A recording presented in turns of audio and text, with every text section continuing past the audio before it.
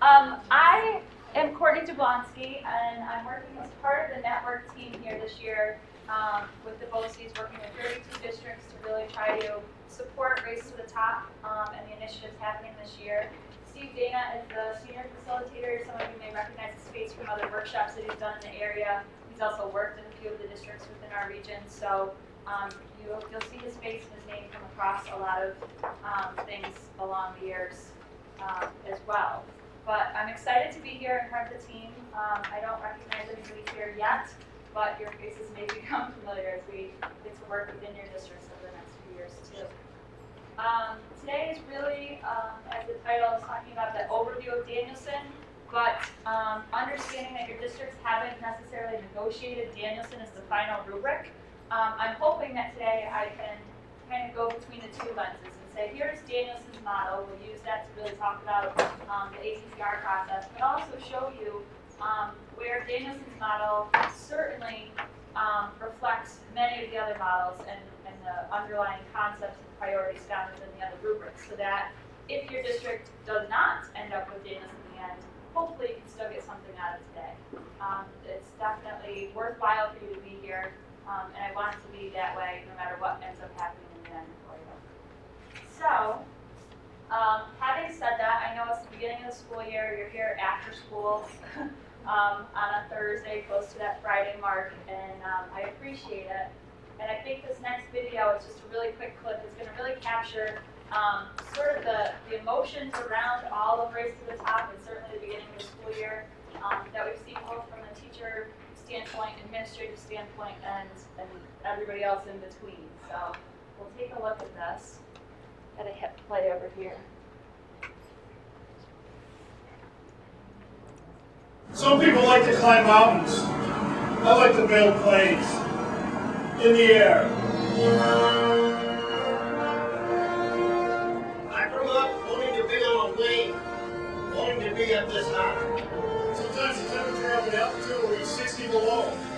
It's crisp, it's refreshing. You never know what you're going to come across up there. A&D, Howard, owls. These people back here, that's why I come to work. That's why I build airplanes in the sky. We're not just building a plane here. We're building a dream. I love this job. I got a lot of things up here. When I look over there and I see that little kid, I look in his eyes, that's all the things I need.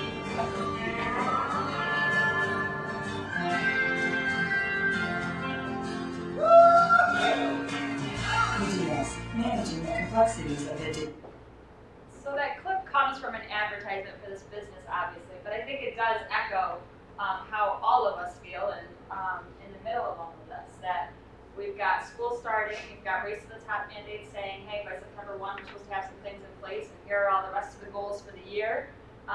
But there are so many questions out there and so many pieces that are unknown that we have to fit in midair as we're in the middle of it all. We've got to adjust and learn new things and put new things into place. So hopefully we can help support that along the way so it's not quite as scary as perhaps building an airplane in the air would be. And we'll see how that goes. This year, and I'm not sure, I'm going to just give you a broad overview of Race to the Top to get us all on a level playing field here, but within the first year of Race to the Top, we are charged with fitting three pieces of the puzzle in place. And the first is the Common Core Standards. There are a lot of acronyms around Race to the Top, so if you see RTTT somewhere, that's Race to the Top. If you see CCLS or CCSS, those are Common Core, either learning standards or state standards.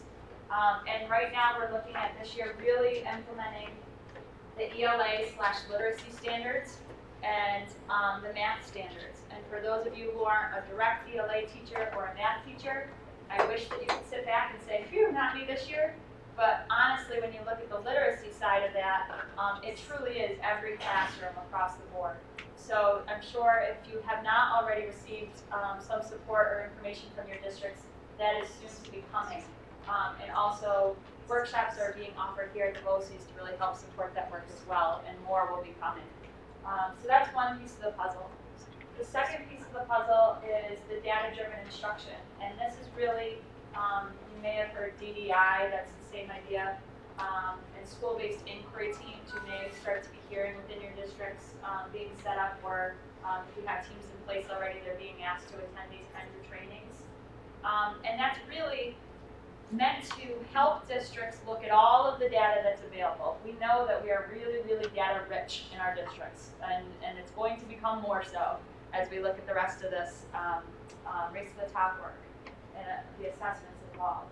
But data-driven instruction is meant to help us use that data effectively, kind of filter through and say what at a classroom and student level is the most important to look at, and how can we use that to inform our instruction and move kids forward in a meaningful and efficient way. So that's really that piece. And we'll be working with school-based inquiry teams who will then be going back to your districts to really help either continue that work if it's been happening within your districts, which it has in many of our districts, or start that work in some cases too. And then the third piece is why we're here today, is to look at the APPR process. This involves not only teacher evaluations, and this year really focused on that 4 through 8 piece, but many schools are trying to at least pilot things for all so that we can kind of work out the kinks along the way, but also principals. And there's less information on the principal piece right now, but that will be coming throughout the year. So we're going to take an in-depth look at the APPR today through the lens of Danielson. But if you have other questions or are wondering other things, please feel free to ask throughout. You don't have to wait for me to say questions, because oftentimes I'll forget to ask that. So just jump in if you have things along the way. We're going to start with a really quick exercise. You should have 3 or 4 Post-its in front of you at your seat. What I would like you to do is think back to when you were a student. And this, I know the slide says 8 to 10, but in the sake of time, we're going 3 to 4 after the main session here. I want you to think back to teachers that you've had, somebody you would consider your best teacher, the great teacher that you've had, somebody who was highly effective in your eyes. And I want you on each Post-it to list one characteristic, so one per Post-it, of what made that person so effective or so great in your eyes.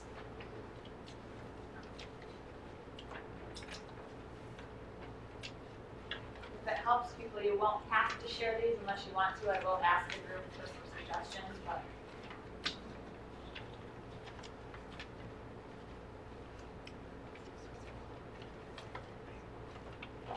Is this supposed to be one word, or can it be like It can be a phrase. Okay. A phrase on a Post-it is fine. You just don't want to have a whole list on one Right. Post-it.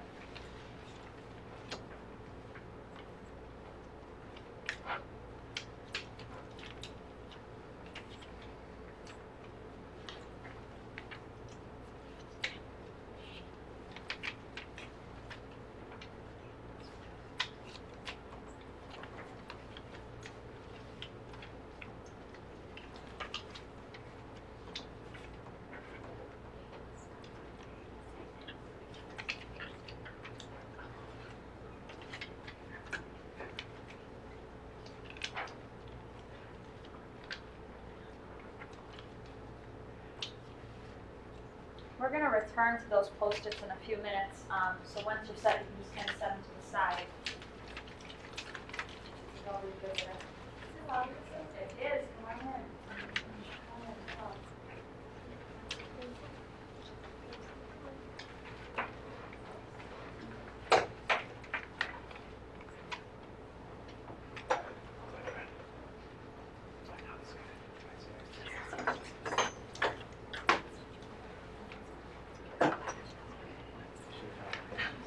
All right, so thinking back to those teachers that you've had in the past who you would consider to be highly effective or great teachers, what were, okay, a couple more? Okay. What were some of those characteristics that came to mind pretty quickly? What were some of the things that you said, yep, that made that person effective? Strong knowledge of content. Enthusiastic. Enthusiastic? Engaging. Engaged? Yep. Accountability. Accountability. Can you tell me a little bit more about it? Like holding the students accountable or? Yep. Okay.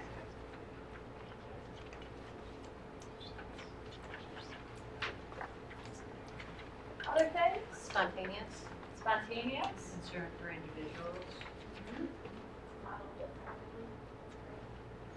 I remember some of my But favorites were humorous. They kind of relate to the kids and make jokes, connect with their lives. I was thinking personable. Personable, great. Good way to summarize all my little. I just put like a reader, like I remember some of my old teachers, like just reading a lot of stories. Those continuous learners. Some of those things. All right, I want you to, yep, go ahead. Also caring. Caring, compassionate, understanding. Keep those in mind, and we're going to look at a notorious educator. Some of you may recognize this guy. In 1930, the Republican-controlled House of Representatives, in an effort to alleviate the effects of the, anyone? Great Depression, passed the, anyone? The tariff bill, the Hawley-Smoot Tariff Act, which, anyone raised or lowered?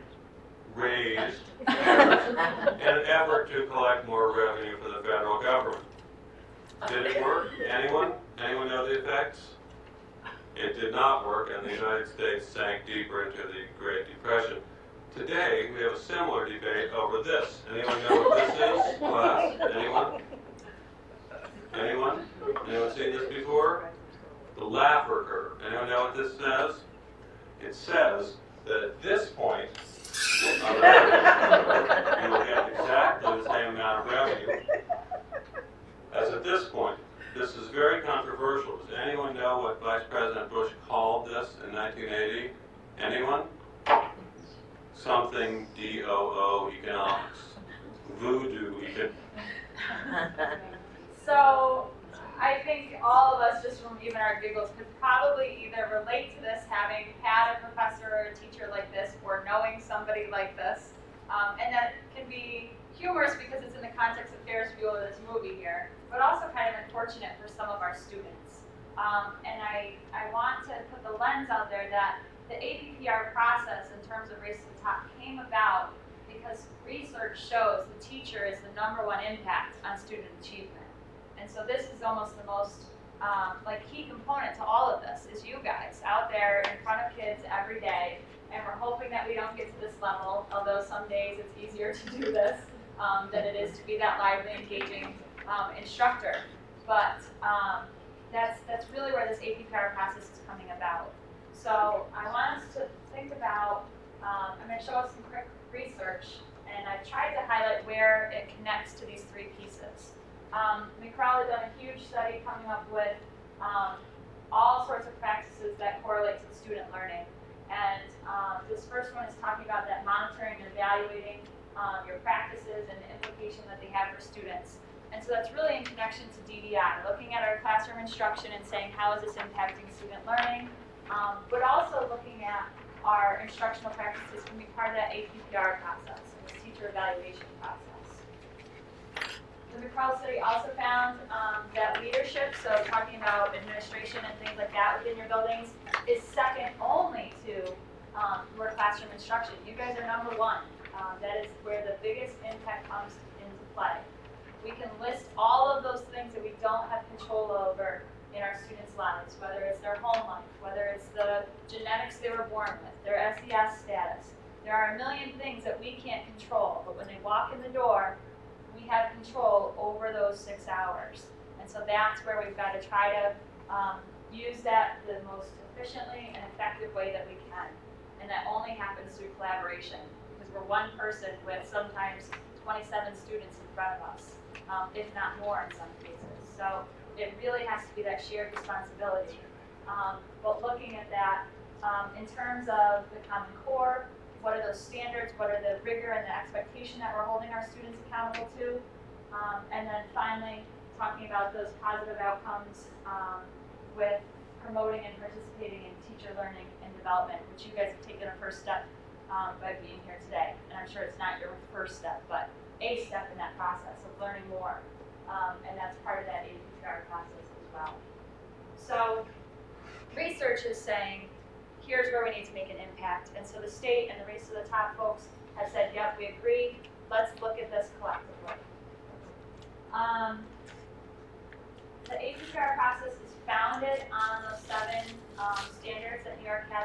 teachers.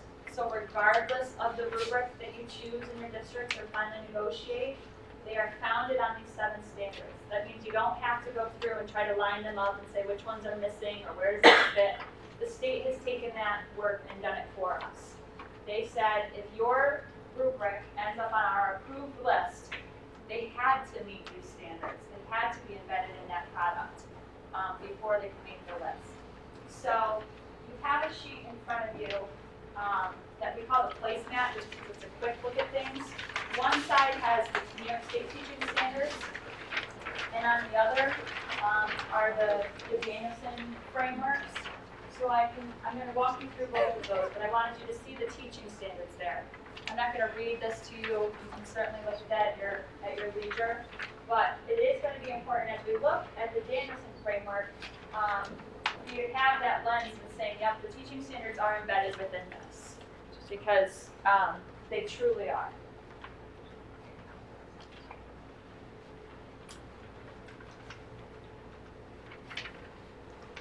So if we look, Charlotte Danielson developed her framework for teaching on the premise that she wanted a tool that teachers and administrators and mentors and coaches could use in a collaborative conversation. She really developed it for a coaching model. It was not originally intended for evaluation purposes. So what she has done is said, okay, based on all of this research that she and her companies have done, what makes an effective educator? Where are those components that we really need to look at in order to impact that student achievement? And she has compiled them into these 4 domains. We have domain 1, which is planning and prep. We've got the second category being our classroom environment. Third is the classroom instruction. And then 4th would be those professional responsibilities. We're going to take a minute to walk through each of those domains to see what her subcomponents are out of those. Those are the big, broad headings. Here are the 4 main categories we really want to look at when we're working with an educator. So when we look at domain 1, on the slide here you can see it's listed as pre-observation. These were suggestions on where we could start to gather evidence of these practices, but it doesn't mean it's the only source. So when we're talking about someone demonstrating their knowledge of the content and pedagogy, their knowledge of their students, demonstrating knowledge of the resources, setting objectives and goals, designing instruction and student assessment, a lot of that comes out in those pre-observation conferences and conversations that you have with your administrators or other evaluators. You're looking at your lesson plans. You may be looking at a curriculum map. You may be looking at the work you're about to hand to students or the activities that you're designing for your students. A lot of that comes from there, but certainly there are other places that you can gather information here. Something we've really stressed with both our administrative audiences and our teacher audiences is that this has to be a collaborative approach with teachers and administrators, because if I'm a single administrator and let's just say you are my staff in my building, it's going to be very hard for me alone to collect evidence on the 22 components within Danielson for every single one of you. And you as a teacher would want me to do my best to do that, and I certainly would try. But it would be much more helpful if we can work together and I can say, hey, here's what I have, what else can we add to this to really prove and have evidence of your competence in these areas. So as we go through this, I want you to also be thinking about where do I have evidence of this and how can I share that with my administrators, because it has to be that collaborative effort in order to be meaningful and fair to everybody involved. When we look at domain 2, she has really classified classroom environment to be more than just the physical space. Usually when you think of environment, you're just thinking about how's the furniture set up, what's on the walls, and those kinds of things. And that's certainly a part of this domain, but she also encompasses the relationship that you have with students, that respect and rapport, the culture for learning, your expectations, and the expectations that students have of themselves, how you manage their behavior, and then of course, like we said, those routines, procedures, and the physical space are part of this domain as well. We have this listed as pre-observation and observation. One thing we said to administrators was that it might be nice to hold the pre-conference in the actual person's classroom so that you can kind of gather that evidence at that time and not be distracted while you're trying to observe an instructional lesson. So that may be something your administrators take up. It was just a suggestion. But that's another way to kind of gather that evidence. Yesterday when I was talking with teachers, we sort of brainstormed that this may also not be evident during an observation because sometimes those routines and procedures, you really work hard on establishing those first few weeks of school, and it's almost seamless when somebody comes in for an observation later on. And so that was another perfect opportunity for the teacher to say, here's what I've done in the past, which is why you didn't see any misbehavior or have to see me teach any routines or procedures within this lesson, because here's the back work we've already done. So that's a place where your help will definitely come into play in collecting that evidence and sharing that evidence. Domain 3 with the instruction, and this is certainly going to have to happen from an observation standpoint. I don't know if any districts are looking at videotaped observations that came out as a solution, but not necessarily in this region from state trainings. Here's one thing you could be looking at. But that's a possibility, but certainly the live observation of being in the classroom is where you can gather most of this evidence. How the teacher is communicating with students, how the students are communicating with each other comes into play here. What questioning or discussion techniques have been incorporated? Are the students engaged in the learning? And we're going to touch more upon that piece later in this presentation. Talking about the use of assessment throughout your instruction, that it's not just an end piece, but you have ways of formatively assessing your students throughout the lesson to say, are we on track? Do I need to adjust to meet the needs of anybody else in there? And then also that goes in connection with the flexibility and responsiveness. Again, if they're just coming in for those 40 minutes, they may not see all of those pieces. They may not see you being responsive to the assessment that was kind of taking place during that. But certainly in your post-conference conversation, you want to say, here's what I noticed and here's how I adjust it in the future. Or here's why things were set up this way because I gathered information prior to this. So again, that collaborative conversation is going to be really important. Domain 4, I think this is where there's going to be a little bit of a shift for everybody involved. Typically, when we've done teacher observations and evaluations, it's really just focused on the classroom instruction, and it was either you met district standards or you didn't. You may have a few comments or recommendations along the way, but with the shift in using any of the rubrics from the state as your evaluation tool, this domain is reflected in all of the rubrics. Charlotte puts it in domain 4, professional responsibilities, but they are embedded in any of the rubrics that you're finding. And this may not have been typical for you in the past as part of your evaluation. So looking at the way records are kept, this could be grade books, it could be communication with parents, it could be IEP records, it could be a plethora of information on kids and how you maintain those records. In connection with that, communicating with families, this could be, are you doing it digitally? Are there newsletters? Are there progress reports for students? Phone calls that were made? And again, a million different ways it can be done, but this is now part of that evaluation.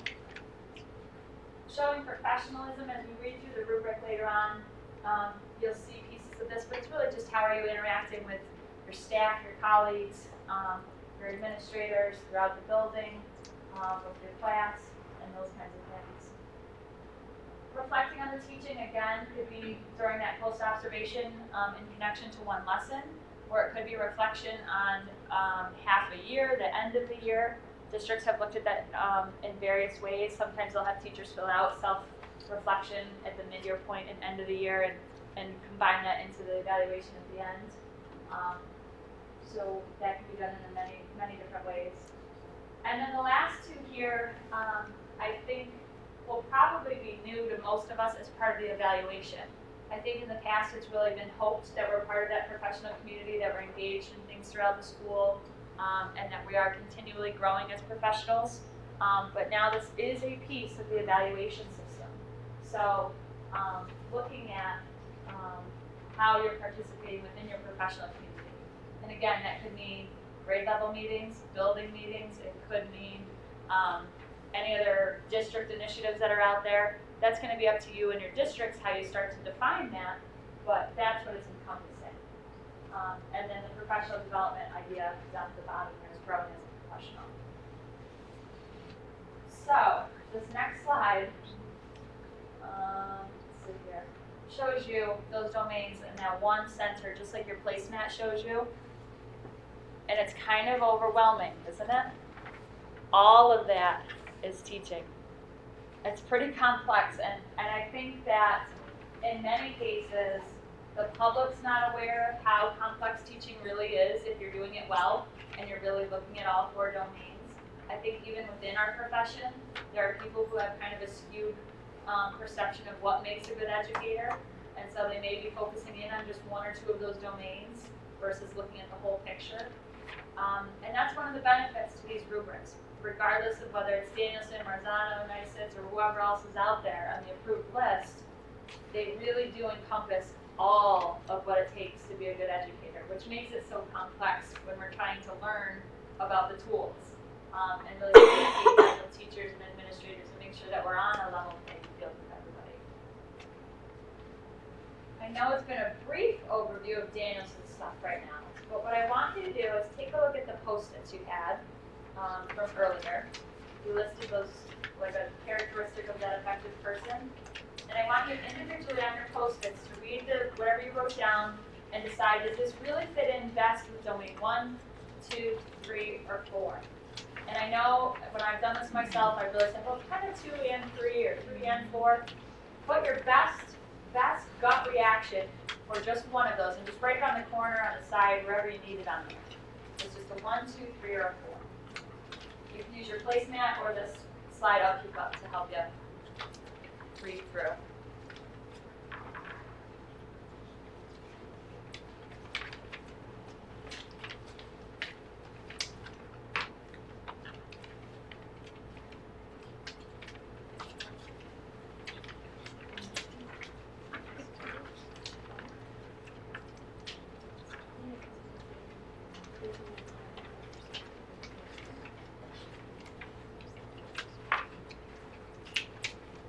As you finish that, you can individually or send a neighbor, it does not matter, but come to one of these chart papers up here and just post it. Like if it's a 1, stick it in the 1. If it's a 4, stick it in the 4. They don't have to be readable from far away, so you can sort of overlap people.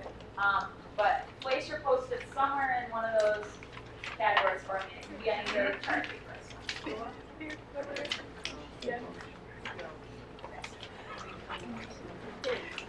Sure. And send a designated person.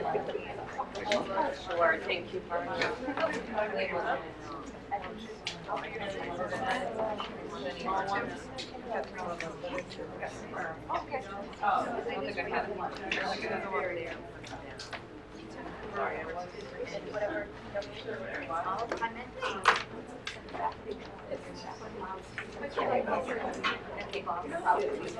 Thanks, good.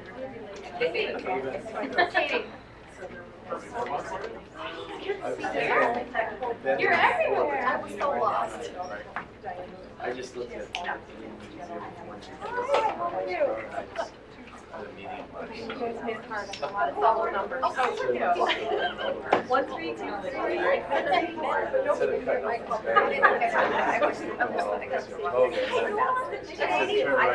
I'm just here. So yeah, it's like, it's on the way. It said 40. Yeah, the guy said I'm better off just, driving around.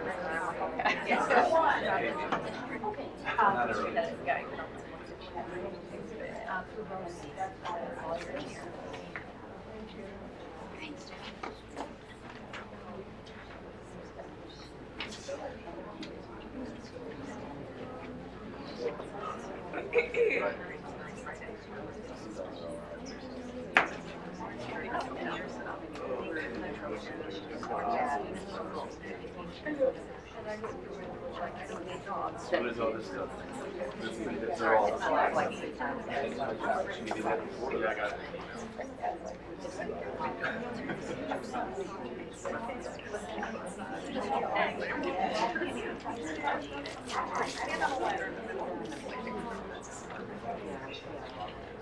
Oh, they'll just get a log of it. They did, they gave me one. All right, we're That's what I do. folks following along on the webcast. I'm sorry you can't see the posters, but for people here, what do you notice about either chart? Speak to either one. Four does not have lots. Yeah, not lots of fours. Not a lot of fours, I heard, and then I heard something about majority what? 2 and 3. Majority in the 2 and 3 spot. Other observation? There's a lot. There was a lot of characteristics. Everybody in here had 3 or 4 up there. Interesting. So let's think about, all right, domain 1 is planning and prep. Domain 2 is in classroom environment. Remember that's how the relationship with students also is involved there. 3 is instruction, and 4 were those professional responsibilities. So thinking about that, and then thinking about the prompt I gave you, I said, remember back to a teacher you've had, what made them kind of great to you, or what made them effective to you.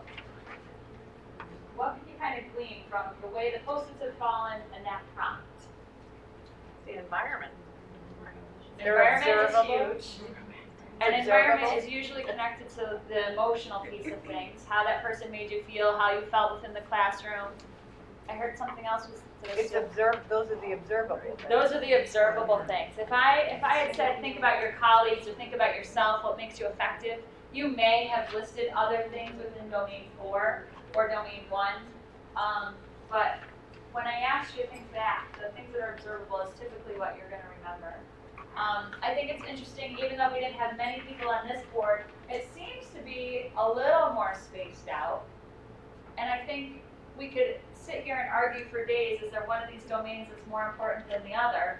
And there could be an argument for every side of this. Because if I say, you know what, an effective person knows how to plan. It's just domain 1, that's the most important. Well, great, but if that doesn't carry into the classroom, then it's kind of pointless. On the same hand, I could say, hey, somebody could set up that classroom, build those relationships with their kids. That's what makes a great educator. Yep, but if they can't get content across in a meaningful way to people, or they don't know what they're planning and they're walking in just on a whim teaching something, it's not going to have the same impact. All right, so if we go to domain 3, it's somebody who can teach and has great instructional strategies. If you don't have those relationships or you haven't planned it, or you're not growing as a professional, it's not going to be as effective as you may be if you're looking at these others. And then finally, domain 4, I'm a go-getter. I'm part of every single team in my building. Great. But if I can't do anything back in my classroom, or I don't have relationships with those kids, I'm missing a big piece of the puzzle. So I think the most important thing for us to think about on this rubric, as much as we want to say, well, let's just focus on these few because this is so much stuff, it really does us a disservice as educators to say that, because there's so much more that goes into that, and that's really important to our profession and our practice. For the sake of time, there's a funny clip up here. It says, nurse, get on the internet and go to surgery.com. Scroll down and click on the totally lost icon. Hopefully none of us are feeling totally lost in this process. We're trying to get education out there to as many people as possible. At the end of today, I'll show you a resource that you can use to learn more or to get further information as it becomes available. Because I don't want to focus just on Danielson and I want to show you the broad overview of evidence-based observation and things, we're going to look at this worksheet. It was it says pathways on the top, worksheet A. And we're going to read through just a few of these. And we're going to decide if this were a comment that an administrator or an evaluator had taken, where would it fit on the rubric? So let's look at letter E. Students are asked to create sentences highlighting the different meanings of the vocabulary words. So if that was evidence that I had collected, let's say I'm observing you, Where might that fit on the rubric?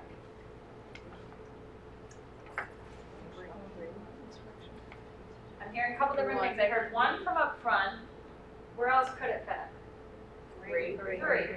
And it's okay to have different answers. We're going to see as we go through some of these examples that one piece of evidence may fit for various places on the rubric, and great, because if we can kill two birds with one stone, that's the way we want to do it. Let's see. Letter G. In a discussion after a lesson, Mr. C states that in subsequent lessons he would assign fewer students to each group, thereby creating more groups. The large number in each group seemed to make it difficult for the group to get started and stay focused on the task. 4. Yeah. And what else could you argue? 2. I hear a couple things. I hear 4 definite because he's reflective, right? It was after this, he's thinking about that lesson. I heard 2 about environment, and what would be the argument there? Like how does that connect? So it's hard for them to focus on tasks, managing student behavior. Managing the behavior, sure, that focus part of it. Setting up the cooperative groups may be part of that. And what else could you argue? Because it's communicating with students, and that because it mentions that he's saying to them, he wants this to be better. Sure. That was very important. I want more. Yep. And this is what I'm doing to try to reach it. Right, so we could argue all of this. Domain 1, planning for the future. He's thinking, when I do this again, here's what I want to do. So that's where this conversation is going to become really important when we're looking at our evidence, looking at these rubrics as a tool for you and for your administrators, is having these conversations and saying, here's what happened and here's where I think it fits. And we really encourage administrators for that process as well, because like I said, they can't just go in and see everything they need to see in one quick shot. So even within that one glimpse of a classroom, they're going to have questions and want clarification on some things. Let's look at one more here, and I think you've kind of got the point. Let's go up to letter B. To teach the concept of photosynthesis in her 4th grade classroom, Ms. K asks students to brainstorm examples of food. 3. 3, it's an instructional practice. Any other arguments there? 2. 2. Environment. I don't know about 2 on this one. If I were sitting down and you could argue the 2, I don't know. I don't know if environment fits in here. 1. It could be 1, absolutely. She had to plan that idea of why she wanted them to brainstorm it this way. But also knowledge of the students, like understanding where they're at. Sure, if they're even able, do they know what photosynthesis is, or the examples of food, are they able to do that? So knowing your students could also come into play. All right. So before we go back to that broad look at APPR and evidence-based observation, and moving slightly away from Danielson, but not completely, because all of the concepts will still connect to Danielson. Are there questions about just the Danielson piece of things? Certainly, we've had full-day workshops for some teachers and administrators to go much more in depth looking at all of the pieces, and I'm going to go through one last piece of the ring list before we move away from that. So I guess I'm just wondering, are we going to be responsible for all 22 pieces every year? Or is it like, do we work on certain things? My understanding is that as a district adopts this evaluation tool, they have to use it as it is, which in my mind means, yes, you have to look at all 22 every year. I don't know, and I'm covering myself for whoever else may be listening also, I don't know if that legally, when it's negotiated, ends up that way, but that would be my perspective on it from the language that I've seen. I know that there is room for negotiation on, are some of these weighted differently than others, and that's going to be up to a district in their negotiations. But I do believe that if the tool is selected, it has to be used as it is. It can't be picked apart and chosen. Yes? As far as evidence is done, as accumulated and gathered, are you saying that we need to create pieces of evidence for every of 22, or are they exchangeable? I mean, I set up a culture of a classroom, and it may fit domain 2 in some circumstances, but it also supports things in 1 and 3. Right. So as my classroom environment and my conversation, that piece of evidence could be tagged into those other domains? We've certainly, in all of our training, said there are a couple of really key pieces to this whole process. That classroom observation will certainly be a part of this. That Supreme Court ruling has said it no longer has to be at least 2. That's now up to our districts, at least at this point, to decide how many observations. And if the appeal goes through, then it may end up back at least 2. So observation is certainly part of this. So the administrator would be collecting evidence through that, and in your conference conversations, either prior or after, you can also be adding evidence to fit some of these domains. What we've also said is that it's probably not enough, that you're going to have to, within negotiations, decide where else or how else this information can be gathered. And so to answer the question of do you have to collect evidence for all 22 components, it's going to go back to your individual districts and how they decide to do this. They may say, let's put together an evidence binder or a portfolio, and you start to collect evidence and connect it to these domains. They may say, we'll set up a goal setting process, or use some of the APPR work that you've done in the past and make that part of the 60 points. That's really an individual district and negotiation decision on how that plays out. So I don't have more specific than that to help answer your questions. Let me show you. Yep, go ahead. I just have an overall question about this. Sure. Because I guess what I didn't realize was that there were going to be all these subcategories and we were expected to be competent in all of them. I think it kind of flies in the face of the fact that we're human beings. I mean, I'm trying to imagine taking a child and having 22 subcategories to rate them on. Whereas I think what you do with a child is you focus on their strengths and you try to help them with weaknesses. Yes. And I mean, that to me, I have national board certification and I find that intimidating. I don't like it. Right.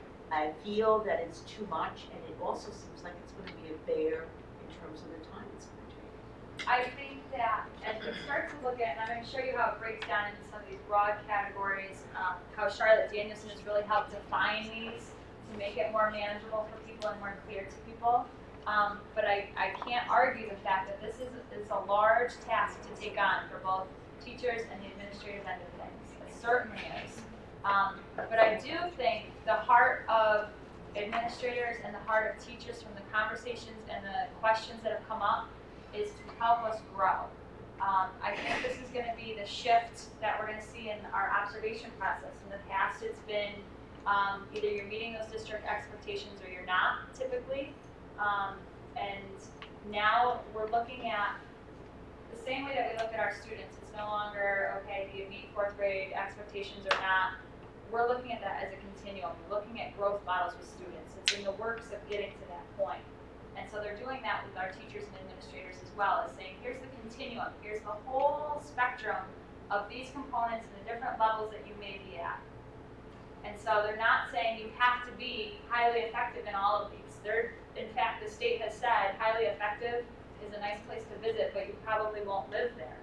And that's a huge shift for us, for all of us, because most of us, if not all of us in this room, are used to, yep, satisfactory, I made my evaluation, let's go.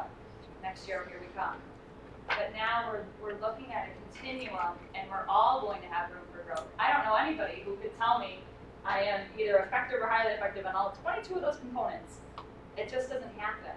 When I sat with our data team the other day, they did a mock rubric for teachers and tried to figure out, okay, if this was a typical teacher, where might they be scoring on a rubric, and how does that translate to those 60 points then that have to go for the evaluation? And I took the little mock test myself and tried to rate myself as objectively as possible.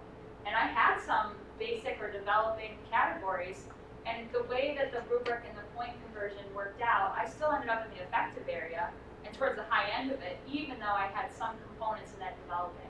So I wanna put to ease some of the anxiety around it, that it's okay to be in those different categories and different levels, and that hopefully if we're using the tool in a true sense, and in your negotiations and as the districts are gathering information, when they think about that point conversion, they'll make it as fair as possible, understanding that we are humans and there's no way we can be perfect on all of those categories.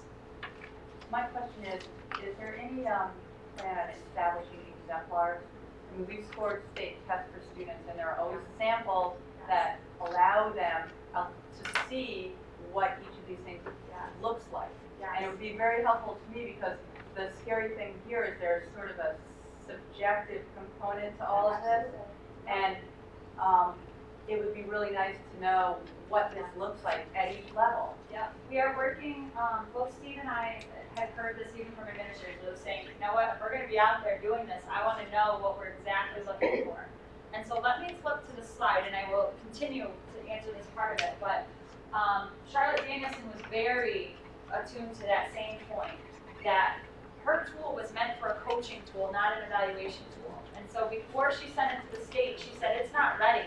This is too broad. When I define those components like we're looking at, there's way too much room for subjectivity. So before she sent it to the state, she said, okay, if I'm gonna really do this, because people around her were saying this is a great product, you gotta send it, it's worthwhile. She said, well, then I've gotta make some adjustments. And so what she did, this is your 57-page packet or book. I don't have it in front of me here, but I can walk you through it. What she did was she kept her 4 domains. So you're going to still see those 4 broad categories. She kept the 22 components. So underneath planning and prep, that very first component was the knowledge of content and pedagogy.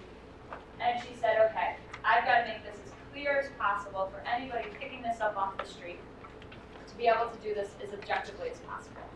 So she said, what are the key elements within understanding the content and pedagogy? She's outlined what she really meant by this. Then she said, well, you know what, that's still not enough. I want to break it down further. She said, here are some things that we can start to really look for, the observables in a classroom or in the evidence that we're collecting for. So those are the indicators and the critical attributes. And then finally, underneath each of these, within the book or within your 57-page packet, she has actual classroom examples and quotes and observables that are guides. And we've made that very clear, that this should not become a checklist and you say, yep, I saw this, I didn't. But these are examples and guides to help you look for the evidence that she's looking for and to really help clear that up. So in connection to your question, you're asking, are there exemplars of what this practice looks like? Right now, we have what Danielson has put out. And we are also looking for calibrated videos so that we can say, yep, this video is truly using this rubric at an effective level or a developing level or a highly effective level, whatever it may be. There are products out there, and at this point it may be premature for BOCES to purchase anything because so many of the products are aligned with the exact rubric. So if you don't choose Danielson in the end, and we buy the calibrated Danielson videos, it may not be worthwhile for you or your administrators to look at those. So yes, it's a thought, and we have consistency workshops that we're working on with administrators right now to just get used to this process of looking at all of this in the first place. But certainly, exemplars will become available for teachers and administrators to look at this also. It's a great point. All right. Kind of shifting to this big picture, again, it's going to relate to Danielson, but it also relates to any other rubric that you may end up with in the end. There are some common themes throughout. These are the things that you can't necessarily observe, but are underlying components within classrooms. They're not something that you can get a direct score on or rate on a rubric, but they are things we're looking for in classrooms.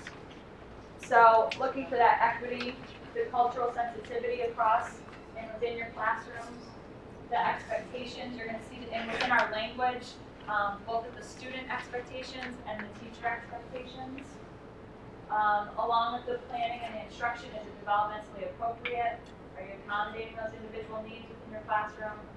I think the second to last bullet here, the appropriate use of technology. In the past, it's been, yep, technology is great, this is a great addition to things. It's no longer an addition. When you look at the Common Core standards, both in math and the literacy standards, it's embedded. It has to be part of our day. And I know that when you look at your day, you're like, where does this fit? But it has to be part of the student work that's done and also on the teacher end of things. And in connection to that, that student assumption of responsibility, we're going to build off of that piece next.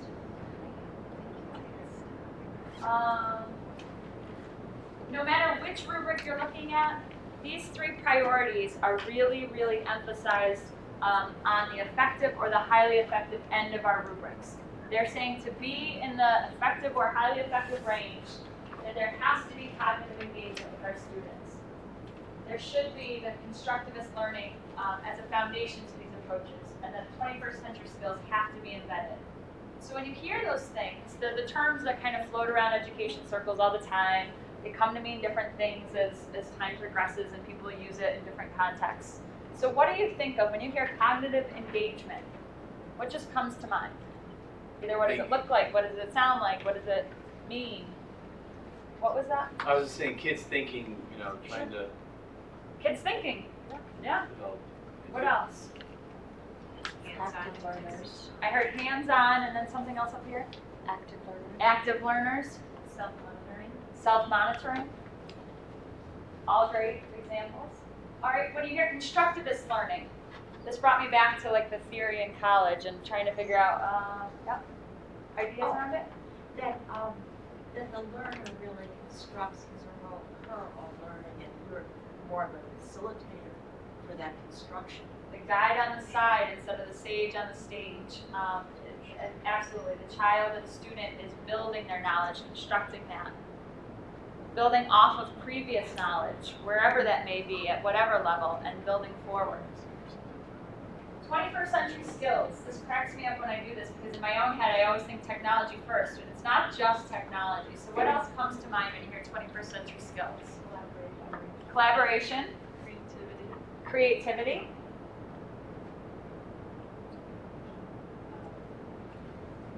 Using multiple sources, accessing information. Yes, accessing information from many different sources. So what I want us to do is we're going to watch a quick, it's like 6-minute video, and it is a 6th grade science class. And I know all of us are saying, yep, all of this is really easy in science classroom. They always have experiments and the kids get to be hands-on. And I acknowledge that. But what I want us to do as you're watching this is say, how could this be possible in any other content area, whether it be music, art, PE, ELA, social studies, science, whatever it is, how could we have these 3 things happening? But this is going to be one example of how it's done in a science classroom.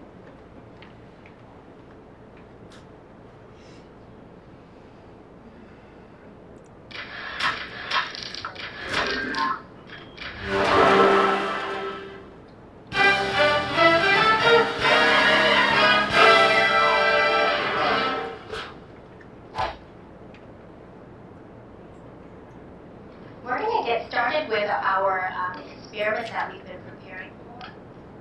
Today in class you were watching my 6th graders take what they've been learning about climate change, specifically the greenhouse effect, and with this experiment make the greenhouse effect happen right before their eyes.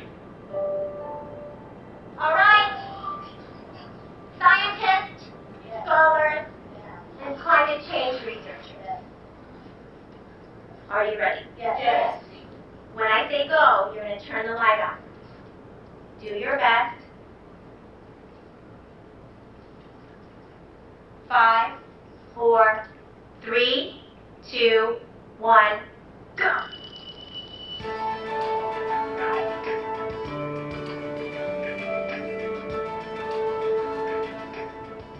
In our model, the light bulb is the sun. For the earth, a soda bottle. Anything that can be broken down to the basics can be taught. Why is the greenhouse effect important, and what does it have to do with climate change? Roberto? Like, if CO2, well, the main question is, will temperature change if carbon dioxide is added to the atmosphere? Excellent.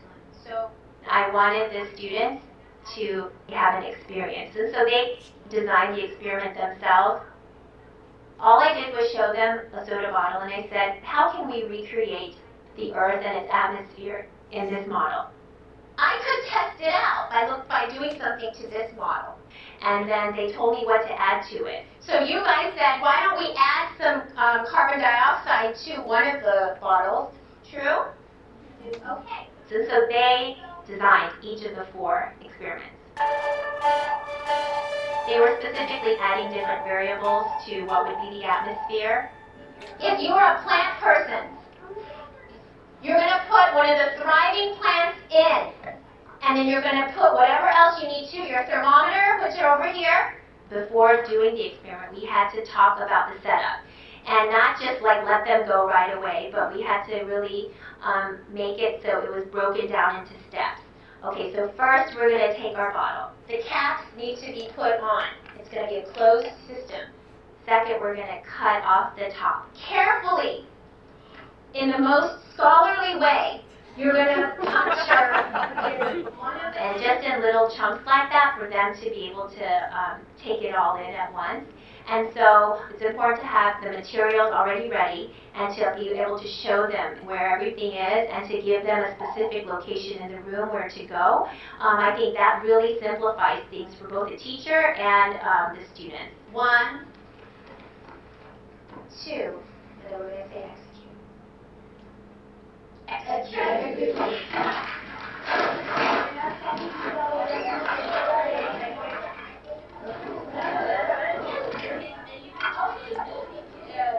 I believe that the goal of teaching and the activities that you choose should be to make learning fun. Tell someone next to you, take that data.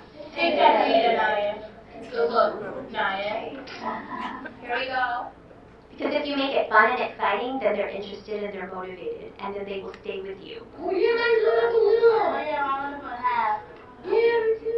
Especially as scientists, they also have to see a relevance to their life and a relevance to the world. What was your hypothesis? That being hotter, the CO2 was going to be hotter than the one without. Yeah.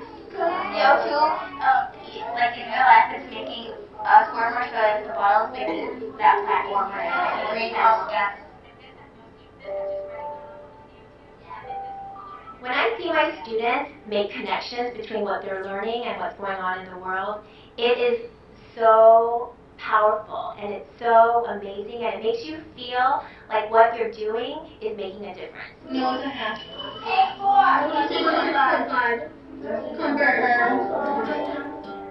I feel like I am creating scientists. Being a scientist is how you see the world. You see the world, and if you're aware enough, you're going to have a question. And what do you do to get that question answered? Science is a way of thinking and it's a way of being rather than a profession or a title. Whether it's science or any subject, I want them to observe and I want them to think about something and to question something and then to have enough confidence and enough motivation to actually do something about it to figure out the answer.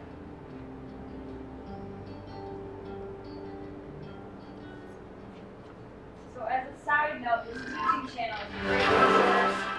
They have a lot of different lessons and video clips. I don't want us to get sidetracked by saying, okay, this teacher was highly effective developing, or ineffective, because we could go on for days and argue that as well. But I want us to really refocus back on these 3 things: the cognitive engagement of our students, constructivist learning theory, the background there, and the 21st century skills. And if you can jump right to what might this look like in other classrooms, great. But if you want to share what you saw in here and then relate it to something, it's fine as well. So how could these 3 things take place in classrooms outside of just the science world where it seems pretty easy to put in place? Or where have you seen it done, or how have you seen that done? You can do it fairly easily in math classes. I used to teach math, so at the beginning of the year we always used to do an activity where we would toast to begin the year. And then we would challenge the kids to figure out how many glass clinks there were all together. Everybody had clink glasses with everybody else one time. Oh, that's fun. And that would lead to an introduction of variables and look at Gauss and equations. And so that's totally constructivist learning to solve that one problem, how many clinks. And as they needed it, we taught it. Right. I saw a clip off of another resource. It was off the TED Talks, and this one guy was talking about how math needs to kind of change the practice and get to real world applications like that. And what he did was he videotaped himself shooting a basketball into a hoop. And when he showed it to his students for the first time, he paused it while the ball was midair. And he said, all right, let's take a vote. How many think I'm going to make it? How many think I'm not going to? And so the kids were already engaged. They wanted to watch this clip to see if he was going to make this basket or not. But the talk really ended up all the way back to math. And forgive me for math people, I don't know the equations anymore, what this probably really means. But he went into parabolas and arcs and the measurement of how that basketball would have to look to make it into the basket. And so kids right away were engaged. You could tell that they could then go back to the basketball court at recess or after school, and they'd be thinking those math things in their head, even if they didn't want to be. Because it was such a real-world application for what they had learned, it was transferable without them even having to think about it. I could see you taking that into probability too. So, you know, again, engaging them with something that they like Right. sports. What I was thinking in terms of engaging them, one thing that my building has done on occasion with social studies is turn it into like a living museum where the kids have to take on a character, so they have to become an expert on who they're studying, because then they become that character. They actually have to like create artifacts for their area. I've seen where they've done food for the culture of their area, you know, and tied that in that way. So then they're also bringing in math and science in terms of cooking whatever it is at home and bringing it in. So, you know, there's so many ways that you can do that. The kids absolutely love becoming who they're supposed to be studying. Right. So, and it becomes interesting for the kids because then they're learning from each other. I think what we'll see a lot is when kids are cognitively engaged or putting to use these 21st century skills, it's usually in some sort of a performance task. It's not just a worksheet that they're working on. And I'm not saying that handouts and worksheets are not important or they don't have a place, but the way that we construct those or the questions that are asked could even be tweaked to become more engaging or constructivist kind of as a foundation there. But I want to also be careful that we don't end up going way back to, oh, these are really cute activities, let's put them in so kids will be engaged. They have to be grounded in the standards, no matter what that activity is. You have to go back and say, what is the purpose? Why am I doing this? What's that end thing I want kids to be able to do or to know or to understand? Because if it's just a great activity that they're involved in, but it doesn't go back, you've wasted multiple days, times, whatever it is, weeks on these projects. You want to be careful to keep that balance. And so in any of our rubrics that you're looking at, if we're looking at those effective or highly effective ranges, these three things are going to be part of the language in that rubric. But it's going to be couched in terms of your instructional practices and your outcomes or your objectives, because they have to be closely aligned. Again, it goes back to those 4 domains. We can't just have great activities if it doesn't go back to that planning piece in domain 1. We can't just have great relationships with kids and fun things in domain 2 if it doesn't fit the instruction or the planning on either end of that as well. So speaking of the levels, these are not, the way that these slides are presented here and the research I'm going to show is not meant to say for one teacher in 1 year. What this has shown is that the research I'm going to share is longitudinal. So kids who are in unsatisfactory or ineffective classes year after year after year are either stagnant, they don't show any growth, or in some cases they've even lost some of their ability or their academic achievement in some cases. So those are the classes. Ineffective classes are usually really easy to spot, just like our lowest kids in their work is usually really easy to spot. And it's just like on our old evaluation system, those people who didn't make the standards were probably pretty easy to spot along the way. Okay? When we look at the basic, that developing level, or the in between the effective level, that 2 and the 3, that's hard to determine. Just like we've said here, there's a lot of subjectivity involved in that. And so we've really said within our rubric, let's look at the exact language and what does separate these two. And one of the clues is that in a developing classroom, the kids are probably compliant. They're doing what they're asked, they're going through their routines, there's not a ton of problems, but they may not have reached that engagement level. They may not be building off of previous knowledge and moving forward. The longitudinal data says that kids in these classes will make some academic gains, but typically it's not the growth that you would see in a year. It's less than that. They may be making smaller gains, but if they have these types of teachers again and again and again, year after year, that gap is widening because they've only made small gains instead of the year's work that they're supposed to make each year. As you move towards the effective end of things, you start to see that students are engaged, that there are 21st century skills embedded, that there is a constructivist approach to the learning in those classrooms. And students who have effective teachers over and over again will make those year grade level gains as they go through. When you start to look at the highly effective categories, and this is true within Danielson and any of the other rubrics that you're looking at, it seems to be a pretty big jump. It doesn't necessarily mean that within the scoring of it that it's a jump, but when you look at this, it really truly is that the students have taken responsibility for much of this learning, that they are engaged, that they are part of this process. And I know that depending on the audience and you and your classrooms and the makeup of your classrooms, you may be thinking that works for some classes but not all. And that is certainly true, but you need to do it to the best of your ability with what you have. In extreme cases, the state has recognized that there may need to be considerations for teachers of ELL students or students with disabilities, but they have not clarified what that consideration should look like or mean yet. So that is a question out there. They've recognized that it may need to happen, but that's one of those, we're building it in the air as we go. So on one hand, I'm glad they've recognized it, but we're still looking for more in the future. Kids who are in these highly effective classrooms over and over and over and over again make more than those grade level gains. And so that's what really starts to close our achievement gap. If we can have kids in highly effective classrooms or effective classrooms over and over and over again, we start to really catch kids up to where they need to be. And I know that I'm speaking to districts who have great results right now. But as we move forward, we want to continue to move forward.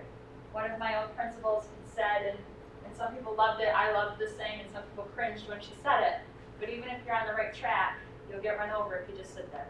So all of us, including our students, need to be moving forward always, which is kind of that paradigm shift with this evaluation system. We're on a continuum now. It's not just are we meeting the standards or not. It's looking at where can I continue to grow and move forward. This slide really, in this essence of time, we're not going to go into the rubric, but you can imagine the language that kind of distinguishes these cuts within a rubric. It's things like consistently, inconsistently. Engagement is one of those. The student responsibility comes up again and again within the levels. You could go through on any single piece of that rubric, especially in the Danielson model where she spells it out so clearly and say, here is the deciphering language between those levels. Like I mentioned earlier, that highly effective is that nice place to visit, just like Hawaii is, but I'm probably not going to live there. And certainly, like was said earlier, as a human being, it would be hard to live there.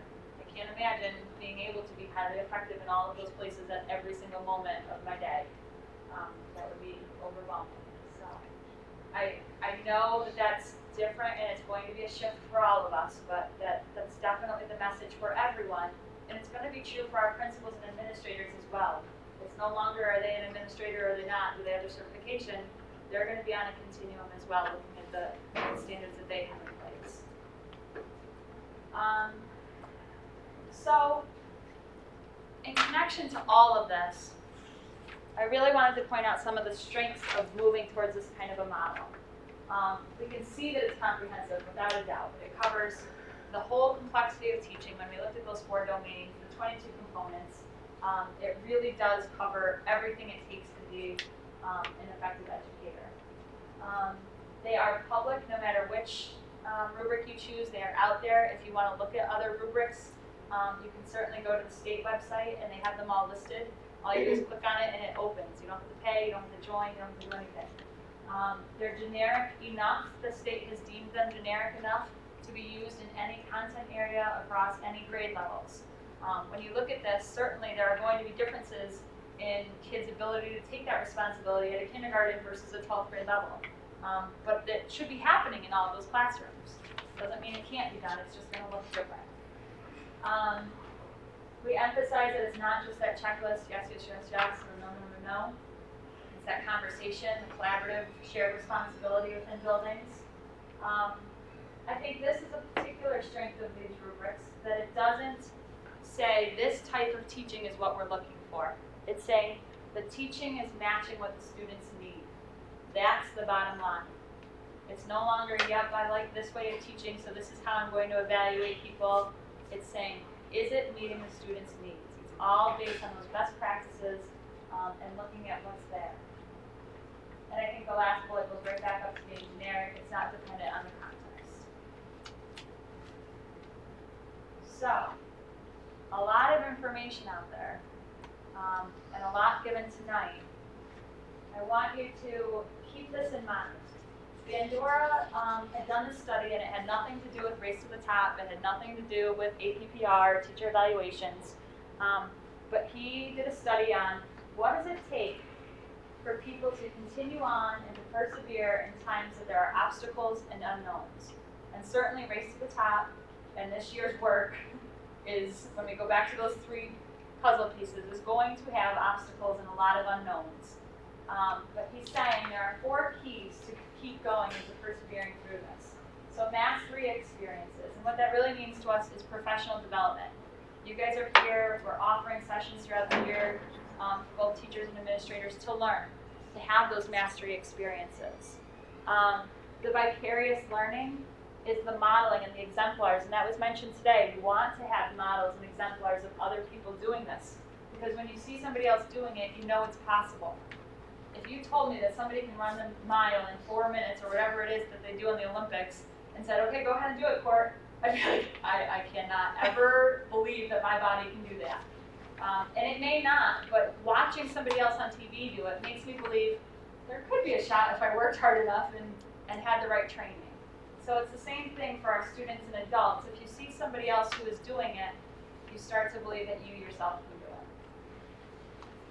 The third point that he found as a key component to this is the positive feedback. And that, again, is mentioned today, building on people's strengths and saying, hey, here's what you have to offer.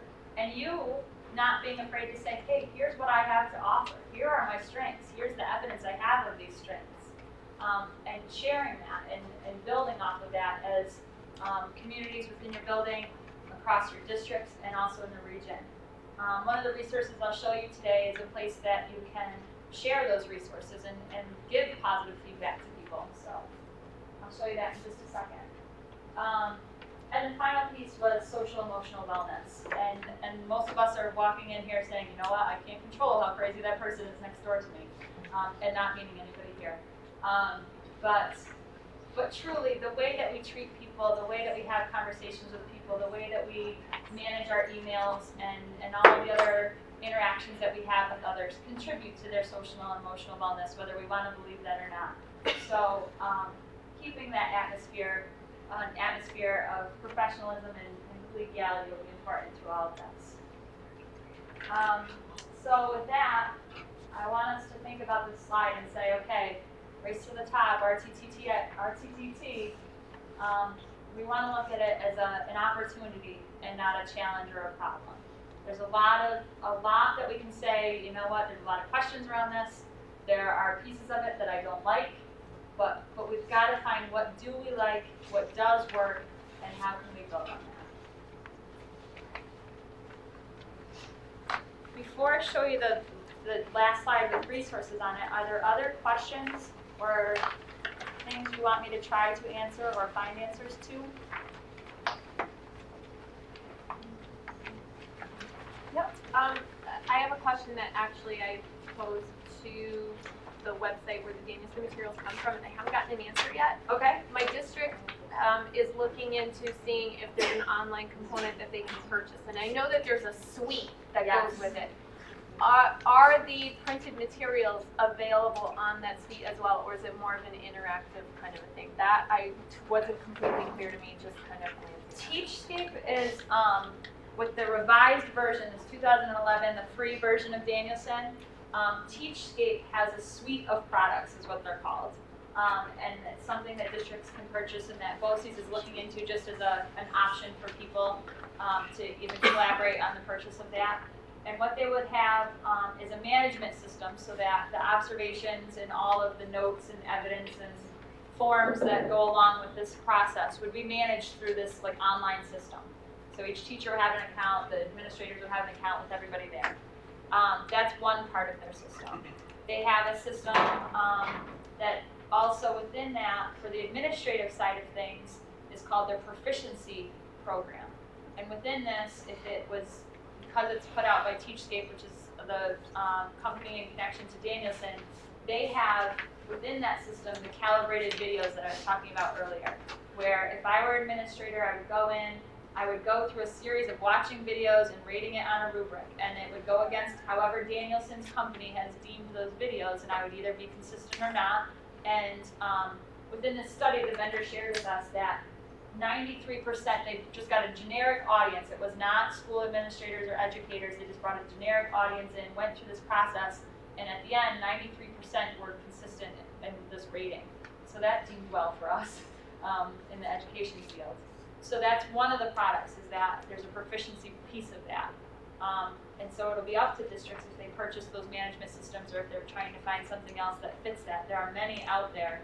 That's just the one that's directly connected to Danielson. Does that help answer the question? A little bit. I was wondering if the texts themselves were also available. I have not seen that. Okay, I that was just the part. know that the 57-page rubric is available, and then I've seen the books for purchase, but I have not seen anything up. Okay. That's kind of what I need. My superintendent was that. I'm the librarian for my district. So Okay. My Also superintendent at within our BOCES, we have the lending library, and there are other materials that support this. There are videos that talk about student engagement and feedback and things like that that are related to this, but not the direct product. So certainly those can come in handy as well, and those are free for the region to borrow. We use actually pieces of those within some of the trainings. So. Other questions?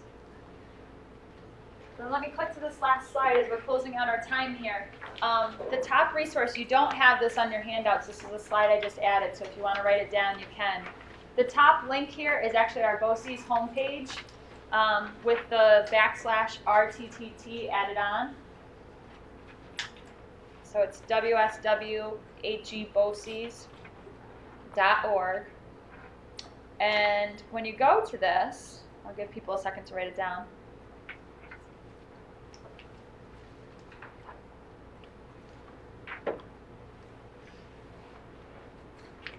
When you go to this page, it brings you to our home page, and you can actually get to it many different ways, but it'll bring you to the Race to the Top homepage. And Steve and I have really tried to construct this website to be kind of like a one-stop stop for all of your information. There's an overview of all 3 deliverables on the front page. There are newsletters from our network team about what's happened already and where are we headed with trainings and information. So you can click on these, and they're just PDFs that come up. We've put together, and the display on this is funny, but we've put together 6 so far webcasts, and there is a place that you can submit questions. If you want us to try to answer that in an upcoming webcast, we will. And you can look at the schedule of those here. But those are about 6 minutes long, so that you can just really quickly, if you want to know about DDI, watch 6 minutes and you'll have an overview. If you want to know about Common Core, 6 minutes, here's another overview. So those are helpful, and those are going to come out every about 6 weeks. So the end of October, there'll be new webcasts available. Still on this homepage, there are other websites that we found helpful, so we're putting them up there for you. This last 2 sections on the home page, there's an interact area, and I'll show you that in just a second. That's where the LinkedIn site is. And then underneath, if you're ever interested in future workshops and what's happening, we've got an updated calendar here, and you can also go directly to the WinCap to register through here. So that's the home page. These are the people involved with our network team. If you ever need to contact us, those are just the direct links to email, and you're free to do that. Also on here, if you are somebody who loves this stuff and wants more, you can go to the sub-pages that are underneath. So on the left here, you'll see Common Core, DDI, and APPR. If you click on any of them, I'll only walk you through one really quickly. It's set up in the same structure on every page. At the top, it talks about just that one puzzle piece out of the 3. And it talks about what is the state saying should be our goal for the year. How will we know if we're moving towards that goal? So the evidence that could be in place. And then again, it starts with resources. So just the Common Core website is on this page. But additionally, these are just connections to documents that might help with the Common Core. And it's separated by ELA, math, pre-K, and then other documents that might be helpful. So as we come across things, we're putting them on there. We're trying to designate things that are new with the new icon so that you don't have to constantly read everything if you're a frequent flyer. I'll take you to this Interact site here. What it is I don't know how many people are familiar with LinkedIn, but it's like a Facebook but for professionals. You don't have to open your world and all your pictures and your family events to the professional community. It's a free site, so when you click on this link, it brings you directly to our page, but you can just go to linkedin.com and you would set up an account. You don't have to add a picture, you don't even have to add information about yourself, but you will have to put in your name and an email address to join. And from here, this is where I was talking about we can share that positive feedback, best practices in the area, because we have set up a group, and they'll show you down here the groups. And you would, if you're looking for this group, it's the WSWHE BOCES Race to the Top. It's a really long name. But when you click on this, or when you become a member of it, what happens is each week Steve and I send out an announcement. We say, here's everything that's happening, here are some helpful resources, and then throughout the week, if we come across articles or you have a question, you can pose it here. If you've done a great lesson and you want to post it to share with others, you can post it there. And the beauty of this is that you can get, if you're part of this group, you can get an email every time somebody posts something, which I found obnoxious as that started to happen. Or you can filter it and say, I want like a summary email at the end of the week telling you what's happened with this group. Or at the end of the month, you can kind of set those parameters to say when you want to be updated. So those are 2 resources I highly, highly suggest you look into if you're looking for more information and you want to be informed on these 3 areas this year. Any other questions?